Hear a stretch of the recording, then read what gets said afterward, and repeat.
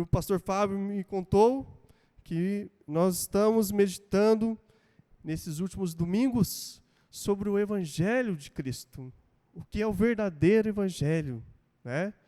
Assim como existe o ouro do tolo, que é o ouro falso, existe o falso Evangelho. E, infelizmente, o falso Evangelho tem tomado conta do mundo inteiro e nós precisamos conhecer, então, o verdadeiro Evangelho, que é o remédio para o falso. Então, nós já vimos, pela série de mensagens, o que nós chamamos, lá no livro de Gênesis, do proto-evangelho, o que é isso? São os elementos que nós vamos depois ver mais à frente, no Novo Testamento, em especial da vida de Cristo, que nos trazem a necessidade de salvação, já no livro de Gênesis, quando Deus cria o homem, e o homem cai em pecado. Ali, nos primeiros 3 capítulos de Gênesis, nós temos, então, o proto-evangelho, como tudo começou, porque nós precisamos da salvação de Cristo. E, a partir dali, as Escrituras Sagradas, ela vai nos revelando, ao longo da história, o plano de Deus para redimir toda a criação, mostrando, em especial, a nossa necessidade urgente de clamarmos a Deus para que sejamos salvos pela sua graça. E após entender esse chamado que Cristo tem para nós assumimos um compromisso leal para o resto da nossa vida, ou melhor dizendo, para o resto de nossa eternidade. Esse compromisso é a santidade, que caminha junto com a salvação. E não sei se você sabe, mas nós estamos numa corrida contra o tempo, pois aquele que veio e foi, um dia voltará. Aí essa parte você tinha que falar amém. Vou repetir para vocês falarem amém, tá bom? Vou dar uma colher de chá para os irmãos. Então, não sei se você sabe, mas nós estamos numa corrida contra o tempo, porque aquele que veio e foi, preste atenção, um dia voltará. Sem ânimo. Meu Deus, Jesus está desesperado no céu agora com esse amém. Aquele que veio e foi, um dia voltará. Amém. Agora fiquei mais tranquilo. E ele deixou algumas dicas para nós sobre essa volta e os cuidados que nós precisamos ter até o seu retorno. Porque, como eu já disse no começo, de falso evangelho, falso profeta e falsos cristos, o mundo está cheio. E é isso que Jesus nos alerta, e eu quero convidar os irmãos para estarem comigo no Evangelho de Marcos, capítulo 13. Evangelho de Marcos, capítulo 13. Você pode estar abrindo a sua Bíblia comigo ou acompanhando no telão.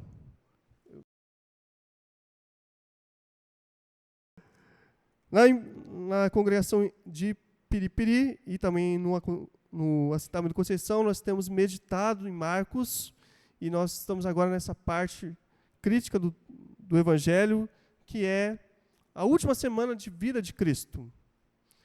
E nós chegamos agora no discurso profético de Jesus, e dentro do Evangelho de Marcos é o maior discurso de Jesus registrado.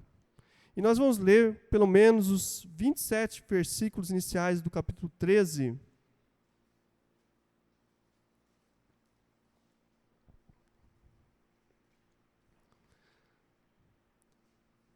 Vou dar mais um tempinho que alguns ainda estão procurando.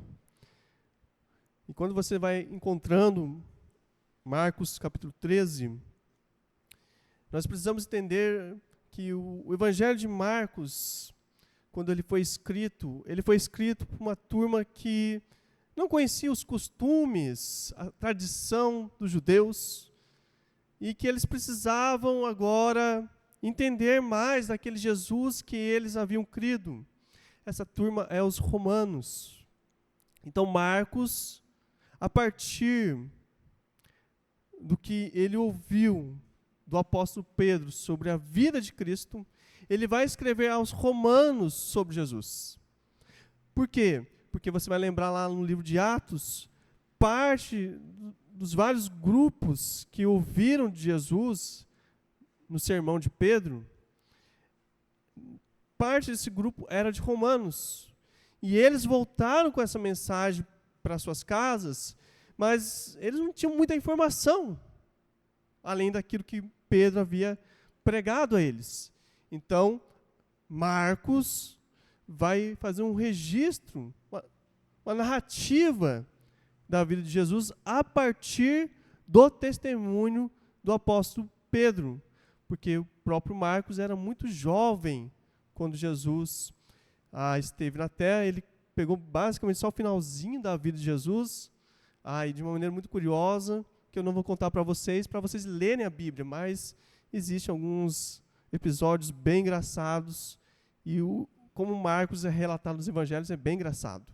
Mas ele ouve Pedro, aquele que o discipulou, juntamente com Barnabé, e ele registra o evangelho de Marcos para os romanos. E aí nós chegamos no final da vida de Jesus, onde Marcos vai descrever o sermão profético.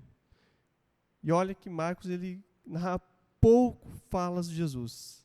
Então, se você está com a sua Bíblia, preste muita atenção, porque quando você lê o Evangelho de Marcos, você vai ver muitos milagres, mas poucos discursos de Jesus. E um deles é esse de Marcos 13, que nos fala assim, em Marcos 13, versículo 1, quando ele estava saindo do templo, um dos seus discípulos lhe disse: olha, mestre, que pedras enormes, que construções magníficas. Versículo 2. Você está vendo todas essas grandes construções? Perguntou Jesus. Aqui não ficará pedra sobre pedra, serão todas derrubadas. Tendo Jesus se assentado no Monte das Oliveiras, de frente para o templo, Pedro, Tiago, João e André lhe perguntaram em particular: dize-nos, quando acontecerão essas coisas? E qual será o sinal de que tudo isso está prestes a cumprir-se? Jesus lhes disse: cuidado. Cuidado que ninguém os engane. Muitos virão em meu nome, dizendo: sou eu! Enganarão a muitos. Quando ouvirem falar de guerras e rumores de guerras, não tenham medo. É necessário que tais coisas aconteçam, mas ainda não é o fim. Nação se levantará contra nação e reino contra reino. Haverá terremotos em vários lugares e também fomes.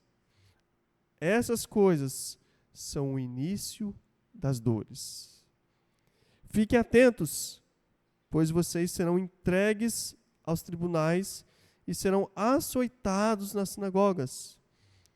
Por minha causa, vocês serão levados à presença de governadores e reis, como testemunho a eles. E é necessário que antes o evangelho seja pregado a todas as nações. E sempre que forem presos e levados a julgamento, não fiquem preocupados com o que vão dizer. Digam tão somente o que lhes for dado naquela hora, pois não serão vocês que estarão falando, mas o Espírito Santo. Verso 12. O irmão trairá seu próprio irmão, entregando-o à morte. E o mesmo fará o pai a seu filho.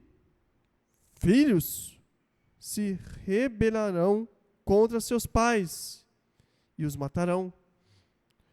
Todos odiarão vocês por minha causa, mas aquele que preservar até o fim será salvo. Quando vocês virem o sacrilégio terrível no lugar onde não deve estar, quem lê, entenda.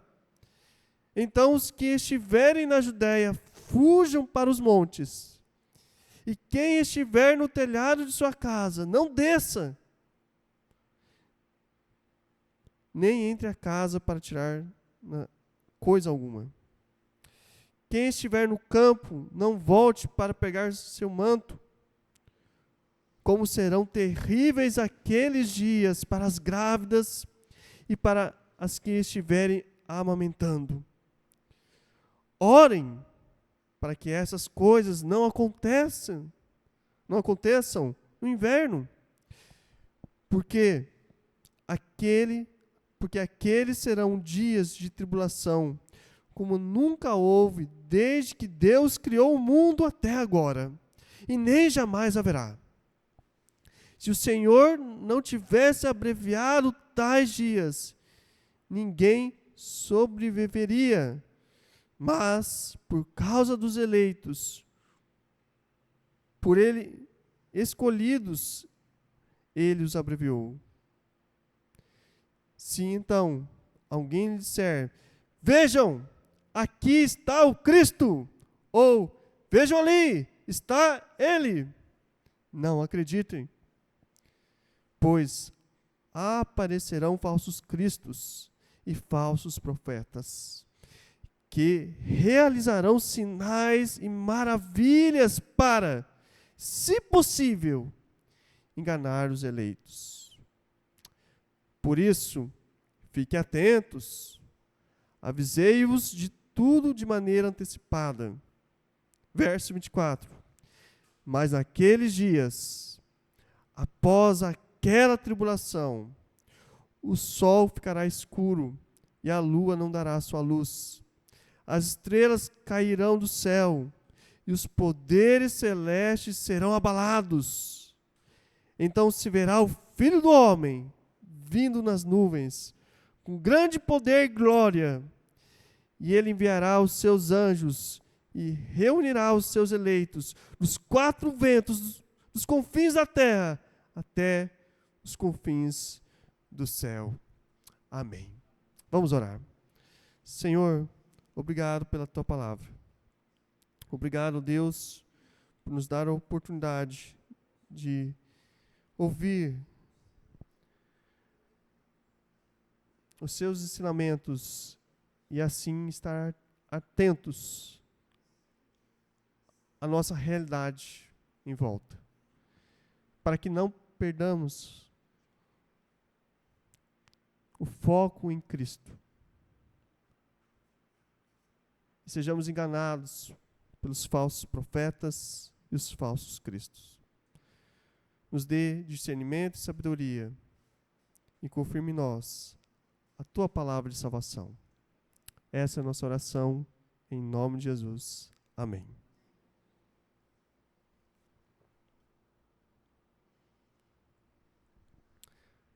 Parece que Jesus está falando nos dias de hoje, não é verdade?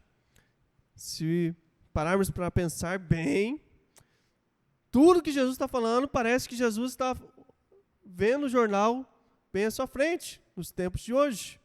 Guerras, terremotos, pais contra filhos, irmãos contra irmãos, o mal prevalecendo, o bem parece que está diminuindo, o amor está se esfriando. Parece os dias atuais. Mas eu quero dizer que esse sermão, ele é um alerta para o final dos tempos. E se você está identificando todas essas mazelas aqui citadas por Cristo, muito bem, você agora está percebendo que já estamos vivendo o final dos tempos na contagem do Deus eterno. O que nos faz estar sabendo dessa informação? Vamos entender que o final dos tempos, primeiramente, é esse tempo entre a primeira e a segunda volta de Cristo. E isso, qualquer estudioso, por mais que discorde da opinião do seu irmão ou irmã, eles concordam. É entre a primeira e a segunda volta de Cristo. E por que nós sabemos que é entre a primeira e a segunda volta de Cristo? Preste atenção quando começa toda a explicação de Jesus na parte que nós lemos. Jesus está na última semana de sua vida, a chamada Semana da Paixão, que é a tradicional Páscoa. Ele está em Jerusalém. Ele havia acabado de ter vários debates contra a oposição, vencido todos os debates. E agora ele está, dando aquele descanso. Você passa um dia todo debatendo, ensinando. E agora ele vai para o Monte das Oliveiras, um lugar muito especial no registro do Novo Testamento, onde mais para frente será o mesmo lugar onde Jesus vai fazer a oração do passe adiante de mim esse cálice. E lá no Monte das Oliveiras, que não ficava muito longe também do templo, os apóstolos falam: Jesus, olha que bonito é o prédio aqui, hein? Olha esse prédio. Olha o tamanho dessas pedras. Os discípulos estavam falando do templo. O templo construído por Herodes, aquele mesmo que tentou matar Jesus quando era bebê. Só para vocês terem uma noção, o templo foi uma obra tão grandiosa que, segundo os estudiosos, levou 40 anos para ser concluído. E você achando ruim do prefeito, do governante da sua cidade, que não entrega as obras, né? Naquela época foi mais ou menos 40 anos. O templo que Herodes construiu para uma propaganda política dele, para conquistar o favor, o clamor dos hebreus. Porque ele não era hebreu, ele era idumeu. E ele só tinha chegado no poder naquela região porque ele contou com o favor do exército mais poderoso da época, que era o exército romano, o apoio de César. Ele era um braço direito de César ali na Judéia. E por isso ninguém mexia com ele. Ele, seus filhos, seus netos, que vão aparecer também ao longo do Novo Testamento, serão citados. O neto de Herodes, por exemplo, é comido de bicho, lá em Atos. E ele constrói um templo maior e mais bonito do que de Salomão.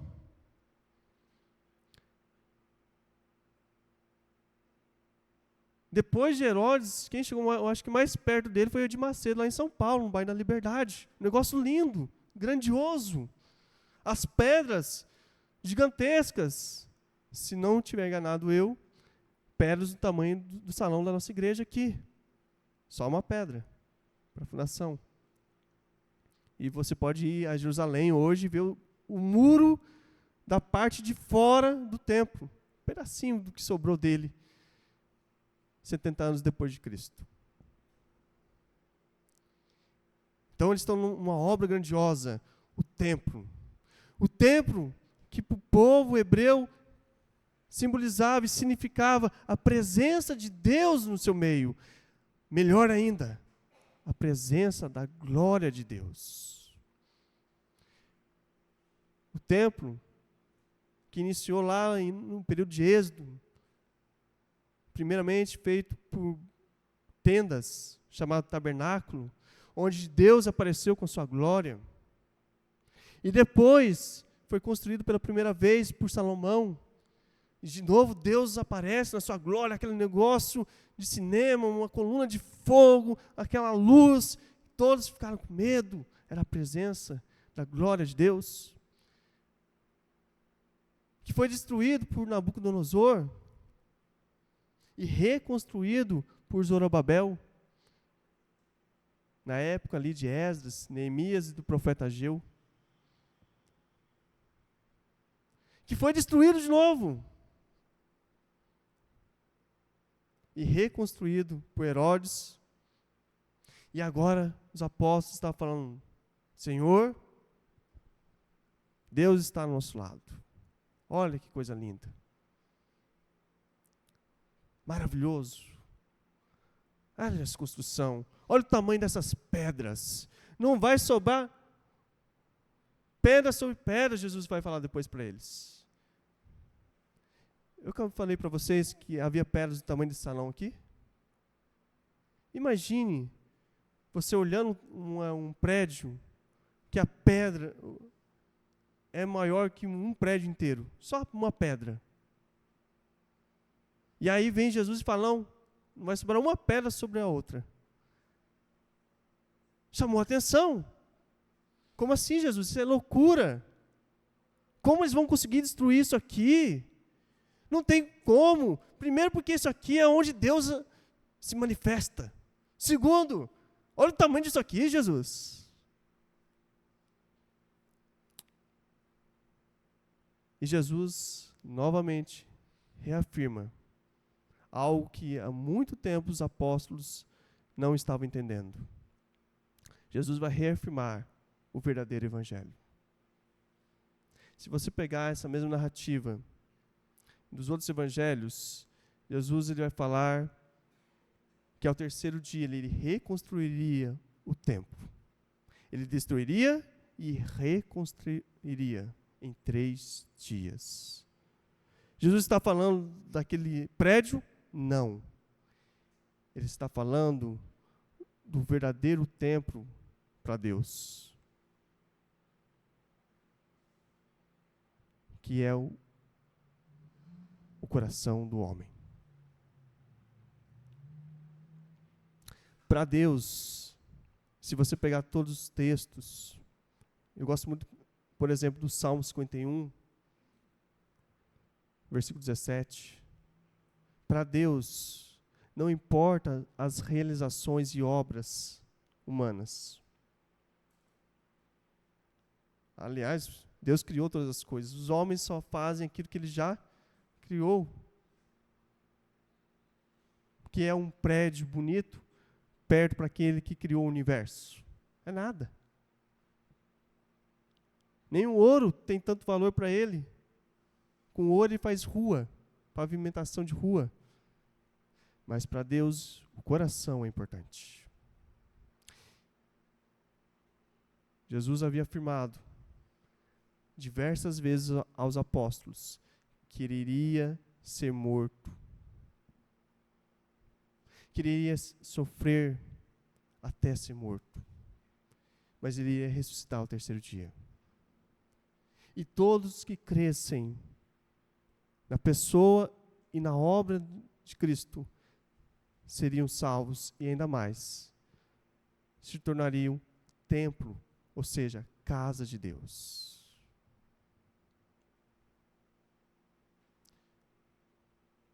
Meu irmão, minha irmã,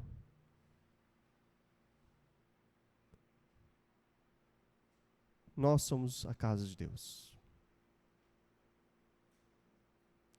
Isso é tão sério para Deus, que lá em 1 Coríntios, capítulo 6, versículo 17 ao 21, Paulo vai falar: irmãos, santificai o vosso corpo, os membros do seu corpo. E aí ele vai falar do casamento, mas ele também havia citado a questão da língua, a questão da vida sexual. Várias áreas que envolvem o corpo físico humano e que envolvem o coração. O conceito de coração das Escrituras é todo o ser. Não há essa divisão para as Escrituras do corpo material e não material. Está tudo no mesmo ser chamado coração, chamado pessoa. Por isso, nós ensinamos às nossas crianças, através dos princípios da palavra de Deus, aquele hino que nós devíamos cantar todo domingo. Cuidado, ouvido o que você ouve, cuidado o olhinho que você vê, cuidado o boquinho que você fala, cuidado, porque o nosso Pai do céu está olhando por você. Ou o conceito mais simples do que é o pecado. O pecado é tudo o que nós pensamos, o que nós ouvimos, o que nós vemos, o que nós falamos e fazemos que não agrada a Deus. Lembra que Jesus fala? Aquele que olha com desejos impróprios a outra mulher ou outro homem que não seja seu cônjuge, já caiu em adultério. Aquele que deseja o mal, odeia o seu semelhante, já o matou em seu coração, é homicida. Por quê? Porque para Deus, o coração do homem é o seu templo. Meus irmãos e minhas irmãs, o que nós temos feito com a casa de Deus? Não estou falando desse prédio, estou falando do seu coração, do meu coração. Eu lembro de uma conferência que eu fui quando eu era mais novo, seminarista, em que o pastor falou: pegue o seu celular. E os jovens pegaram o seu celular. Abre o seu celular. Os jovens abriram o seu celular. Agora dê o seu celular para a pessoa na frente que você não conhece. Deixa ela ver que está no seu celular. Minha gente, meu Almiro, teve jovem lá que quase levou um piripaque do coração. Por quê? Porque estava vendo, cultivando no coração aquilo que não devia.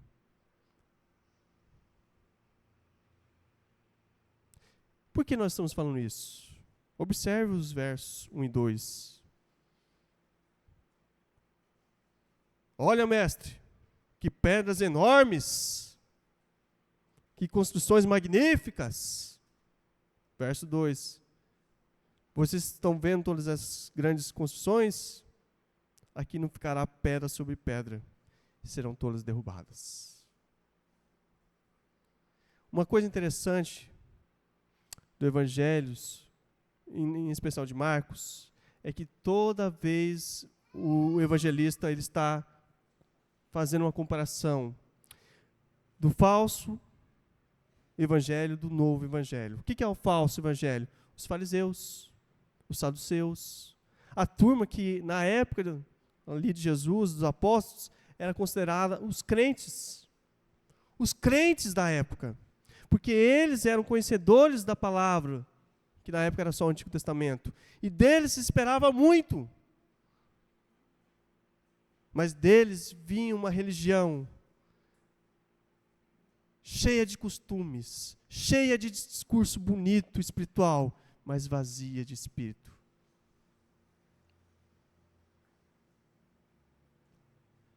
Qual é o problema disso? Jesus vai tratar a partir aí da resposta que ele vai dar às perguntas dos apóstolos. E aí eu quero que os irmãos prestem atenção em alguns cuidados que nós devemos ter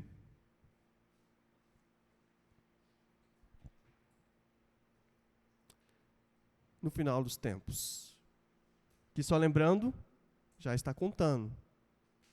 Jesus está mais perto de vir. Então, o primeiro cuidado que nós devemos prestar muita atenção aí,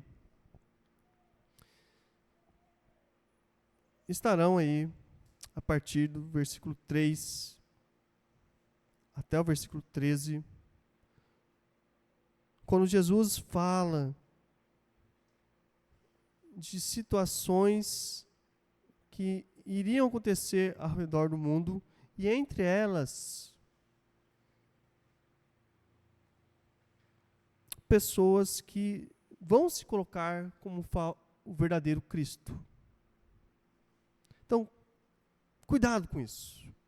Jesus fala das guerras, e sendo bem sincero, quem estudou a história sabe que guerra desde lá de Caim e Abel, é algo natural da humanidade. A Primeira Guerra Mundial foi feita entre Caim e Abel.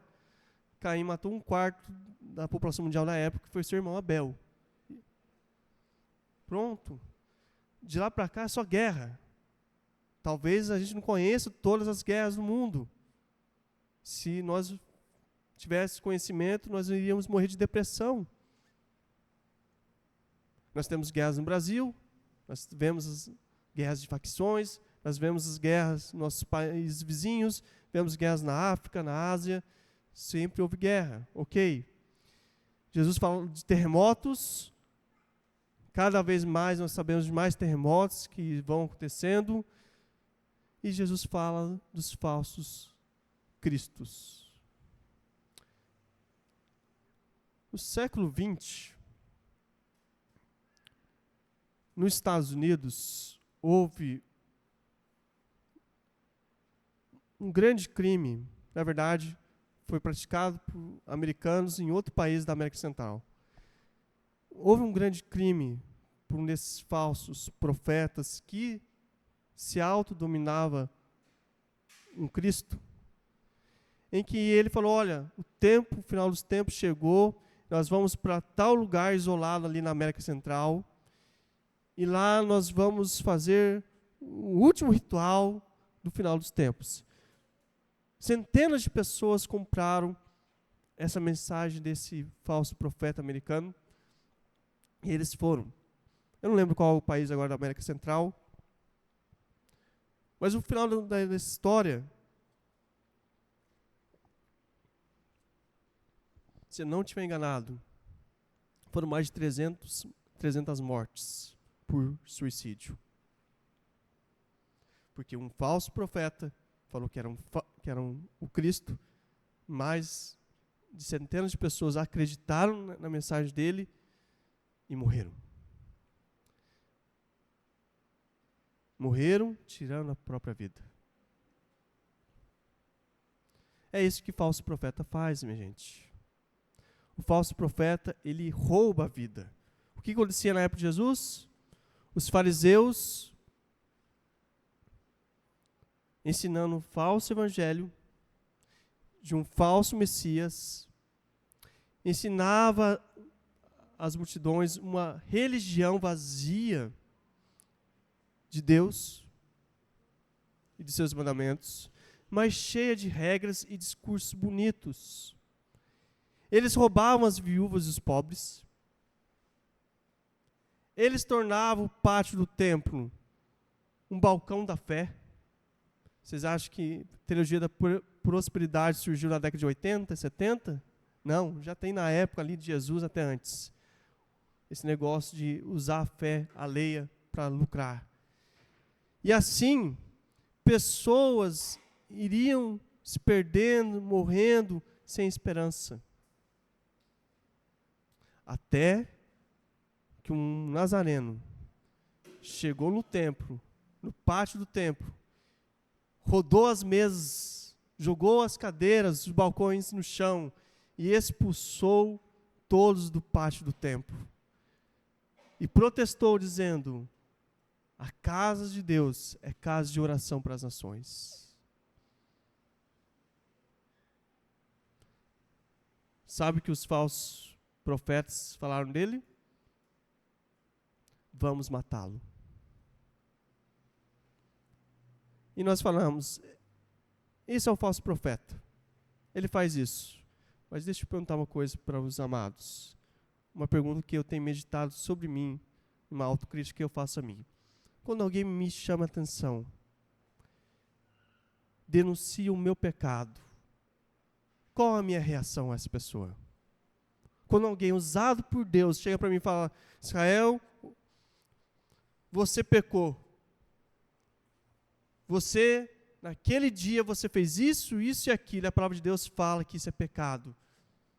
Eu confesso aos irmãos que eu não gosto. Qual é a sua reação quando alguém, da parte de Deus, em amor, vem denunciar o seu pecado?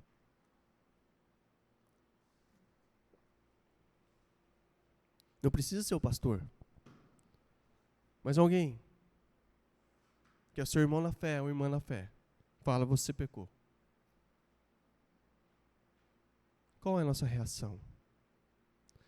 Eu digo que a nossa reação natural é fazer que nem os falsos profetas.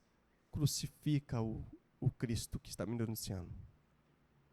Imagina, tem tantos anos de crente, sou dizimista fiel.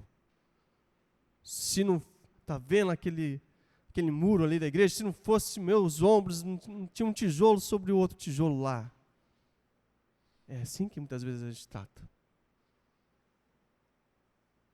Eu, mentiroso, eu sou criado de homem de palavra, me respeita. Nós gritamos a mesma coisa que os falsos cristos e profetas falam. Crucifica a Cristo. Essa casa aqui de Deus não é bem de Deus, não. Ela está profanada por mim mesmo. Um culto feito para mim mesmo. Essa era a denúncia que Jesus tinha contra os fariseus. Vocês louvam o Senhor com seus lábios, mas o desprezam com o seu coração. No final dos tempos, mais pessoas vão fazer isso. Mês retrasado, vocês estavam lá no meu grupo, foi mês retrasado, que foi a manhã do evangelismo, né? Quantas pessoas que ao falar de Jesus, você ouviu, não, mas eu sou muito boa.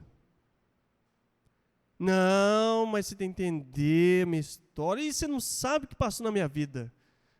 O mal que a fulana, a ciclana fez para mim. Eu perdoo tudo, menos no final dos tempos.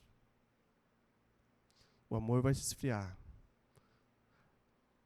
A mensagem dos falsos cristos vão ficar mais forte.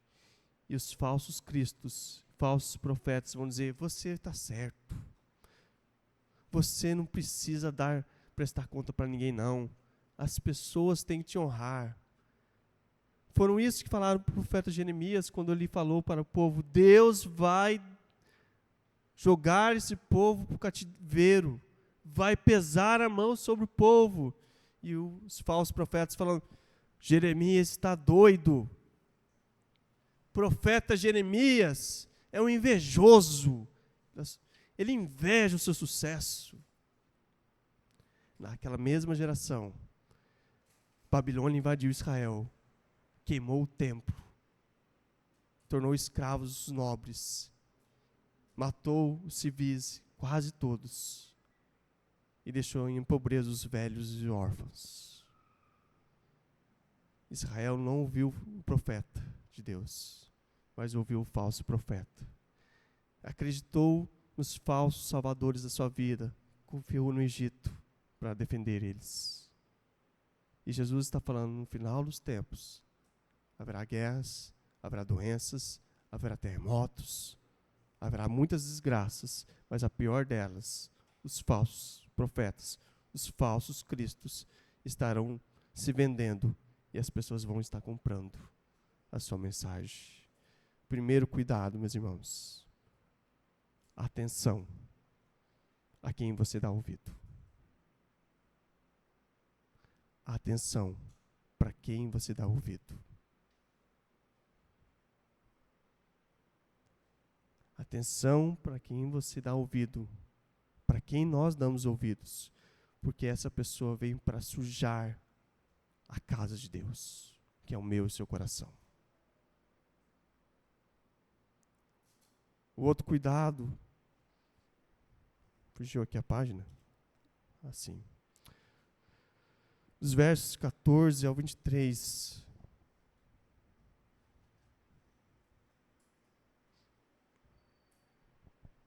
Jesus vai falar das evidências, e ele vai repetir tudo que ele já tinha falado, e ele vai dar as evidências, se você tiver com dúvida, observa isso, observa aquilo, veja se eu estou falando para vocês, não é verdade? E aí ele fala, orai, interceder. Versos 8, orem para que essas coisas não aconteçam no inverno. E ele diz, se não fossem aqueles dias abreviados por Deus, não haveria um ser para contar a história, e até os eleitos de Deus seriam enganados. E aí você fala, não, eu jamais vou ser enganado por ninguém. O que Jesus está falando? Até os eleitos, os crentes vão ser enganados pelos falsos profetas e cristos. Qual o cuidado que nós devemos ter? Oração.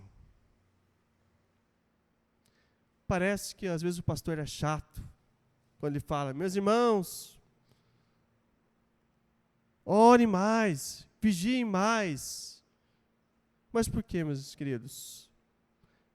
Se nós olharmos as Escrituras, os grandes homens de Deus, que não caíram no papo do falso Cristo, do falso profeta, eram todos homens de oração. Vou citar 2 que são citados no profeta Jeremias também. Jó e Daniel. Jó, todo dia apresentava um sacrifício perante Deus e intercedia pela sua família. Daniel, 3 vezes ao dia, orava ao Senhor, com ou sem a permissão do Estado. Não foi encontrado acusação contra eles. Mas quando eles passaram pela prova, eles foram aprovados pelo Deus Altíssimo. Tiago, que escreveu a primeira carta do Novo Testamento, para aquela igreja a qual nós reverenciamos como a igreja perfeita, que é a igreja de Atos 2, e ela não é tão boa assim. Se você ler Tiago, o pastor daquela igreja, você vai ver que era uma igreja complicada, um bando de fofoqueiro, que só sabia falar mal da vida do outro, gente briguenta. E Tiago fala lá no começo, tendes alegria por passardes por provações, pois ela produzirá a vocês perseverança. E se precisar, peça a Deus sabedoria, que do céu Ele te dará livremente. Por quê? Porque no final dos tempos, homens vão virar contra o outro e vão brigar. Já parou para perceber como só cresce o número de divórcios no Brasil e nos chamados países desenvolvidos? Briga atrás de briga, né? Sem falar os que brigam por herança, né? Os irmãos que brigam por herança. Cresceram junto e no final da vida estão se matando. Mas Jesus está falando daqueles que confiaram a sua vida a Ele e que seriam perseguidos. Não vai dar tempo, mas há várias histórias hoje de nossos irmãos na fé que se convertem na Colômbia, no México, no Irã, na China, na Indonésia, que quando são descobertos as suas conversões, a sua própria família os entrega para ser mortos. Mortos pelo terrorismo, mortos pelo Estado, porque não aceitam Cristo no meio da sua casa.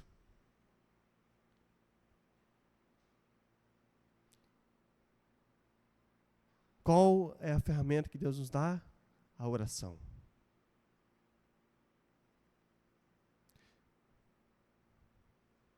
Já parou para perceber que quando a gente ouve muito uma pessoa, a gente começa a absorver o que ela ensina, o que ela fala, as ideias dela?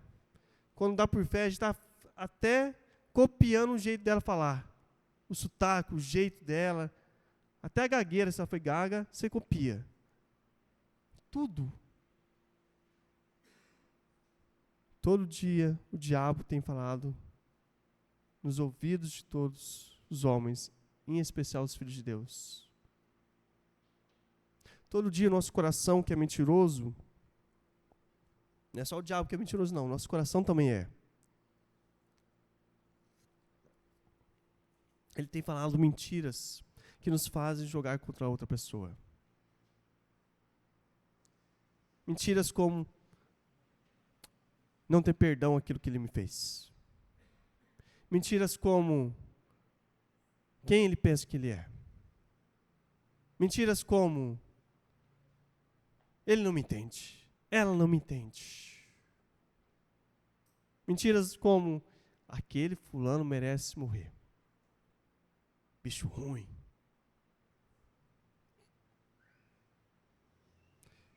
Mentiras que quem só segue são aqueles que seguem o Deus desse século, que é o diabo. Mas quando nós prestamos atenção no que Deus nos fala, nós pensamos de maneira diferente. Aquele que nos feriu, nos ofendeu, a gente fala: Senhor Jesus, perdoe aquela pessoa, ela me machucou. E está doendo perdoar ela, mas eu vou perdoar porque o Senhor me mandou perdoar. Deus, aquele fulano merece morrer, mas não seja feita a minha justiça, mas a sua justiça, que é maior que a minha. Deus, o meu coração pede para eu não abrir mão do meu ego. Eu sou assim, eu tenho essa história, me respeite, mas eu sei que eu não sou nada se não fosse o Senhor na minha vida. Cala o meu coração. Me faça amar com um amor que eu jamais amei. O amor do Senhor, que foi capaz de entregar o seu único filho para morrer em meu lugar e me tornar casa do Espírito Santo. Aonde nós tiramos essa conclusão? Da onde nós repetimos essas ordenanças? Na vida de oração, meus irmãos. Quanto menos nós oramos, mais nós damos ouvidos a quem não merece ser ouvido. E eu não estou falando da pessoa ao seu lado, ou pessoa do seu trabalho, da sua escola, não estou falando nenhuma delas. Eu estou falando do nosso coração que é mau. Eu estou falando do que as pessoas no mundo vendem para nós. Essas pessoas, elas não amam a ninguém a não ser a si próprio. E para ela é interessante manter a briga, porque se ninguém vai para o céu, para ela é melhor ainda. Mas nós somos chamados para fazer a diferença. E o nosso cuidado inicial é dar ouvidos a quem merece ser ouvido. E só tem uma pessoa que merece ser ouvida, que é a pessoa do Criador. Já experimentou orar a palavra? O que é orar a palavra? Você memoriza o versículo e você fica falando ele naquele dia, aquele versículo para si próprio. E você fica pensando naquele versículo. E você fica falando para Deus: Deus, eu não consigo obedecer esse versículo, mas me dê a graça de eu conseguir obedecê-lo. O cuidado no final dos tempos é a oração, além da atenção. E o final, os irmãos ali já estão passando com chá, estão com vontade de beber aquele chá. E outros estão com vontade de beber café, que eu vejo pela cara aqui. Versículo 24 ao 27, Jesus termina dizendo as palavras do profeta Zacarias e do profeta Joel, que no final do tempo o sol vai escurecer, a lua não dará sua luz, as estrelas cairão. Sempre que as escrituras falam dos astros celestiais, ela está fazendo uma menção ao Pai das luzes. E ele está falando aqui da ausência de Deus no mundo que gera o mal. Mas ele fala que, no final, por mais que o mal pareça que ele está vencendo, ele já foi derrotado em Cristo Jesus. Posso ouvir um amém de vocês nesse? Amém? Não está amém? Nada. Vocês estão mentindo para mim. No final, por mais que o mal pareça que ele vai vencer, ele não venceu, ele já foi derrotado em Cristo Jesus. Amém? Amém. Amém, meus irmãos. Jesus venceu a morte, venceu o pecado, venceu o mundo, venceu o diabo. E ele voltará. Verso 26, então se verá o Filho do Homem vindo nas nuvens, com grande poder e glória. E ele enviará os seus anjos e reunirá os seus eleitos dos quatro ventos, dos confins da terra até os confins do céu. E aí ele vai contar a história da figueira. Mas o que Jesus está falando, olha, vocês vão olhar para o mundo e vai falar, não tem jeito, está tudo ruim mesmo, não tem esperança, mas calma, o Filho do Homem venceu o mal. O Filho do Homem venceu o mundo e nos dá o poder, dá o seu Santo Espírito para nos vencermos também. E no final, quem guardar os seus ensinamentos e ordens será buscado por Ele para viver eternamente no céu, onde a luz nunca se apaga e o mal jamais triunfará. O último cuidado que nós devemos ter é a contemplação do Filho do Homem. Nós devemos prestar atenção no que está ao nosso redor, nós devemos interceder a Deus para nós não sermos contaminados pelo mal, mas nós devemos também adorar, contemplar o Filho do Homem, porque somente Ele nos faz vencer o pecado. Somente Ele nos faz frear quando a gente está aquela vontade de esmagar o pescoço de alguém. É Ele que nos segura. Somente Ele que nos impede de fazer o mal. E somente Ele que nos faz anunciar a paz neste mundo. Somente Cristo pode nos dar a liberdade. Somente Cristo é a lei perfeita que nos liberta de uma falsa religião, de um falso evangelho.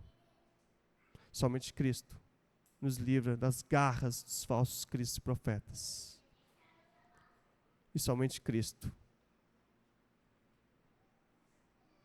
pode cumprir todas as promessas e bênçãos que está reservada aos filhos de Deus.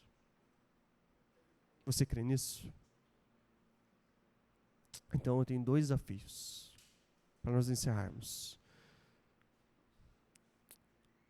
O primeiro grande desafio você pode usar, meus irmãos e minhas irmãs, para aqueles que ainda não depositaram sua vida a Cristo.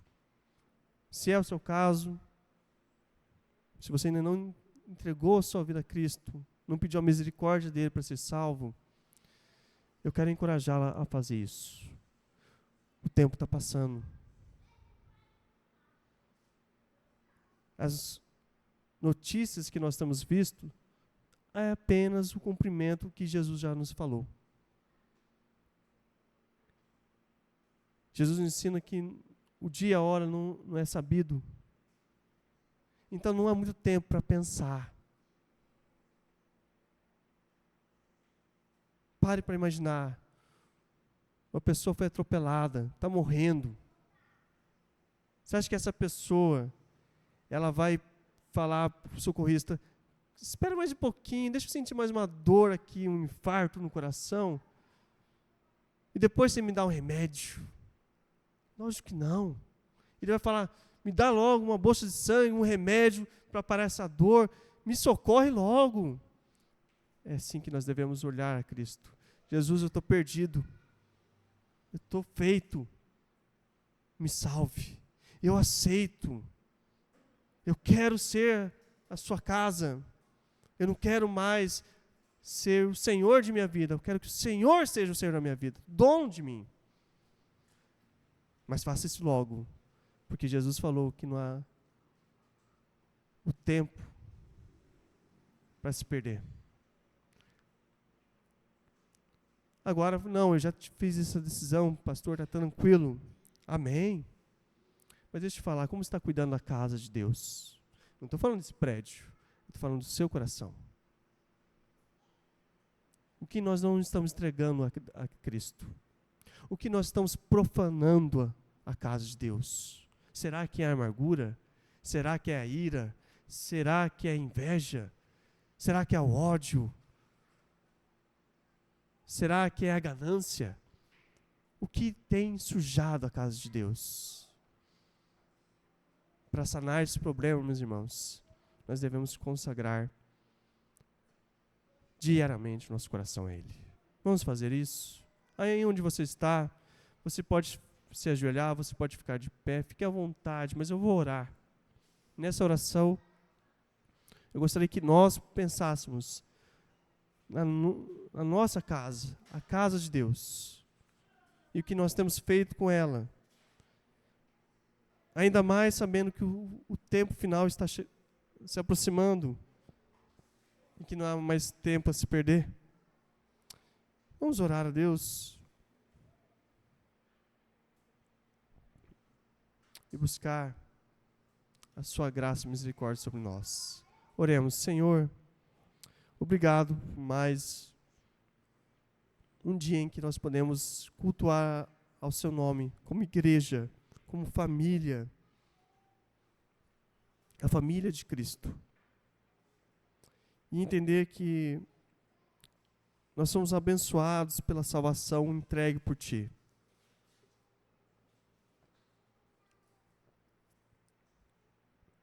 E que nesse período final da história, o Senhor tem nos permitido a graça de viver consagrados ao Seu Santo Espírito, ao Seu nome. E a nossa preocupação é dar espaço àquilo que não deveria estar dentro de nossos corações. O falso evangelho, os falsos profetas, os falsos cristos e toda sorte de mal que acompanha. Todos esses sinais e mazelas que há na criação.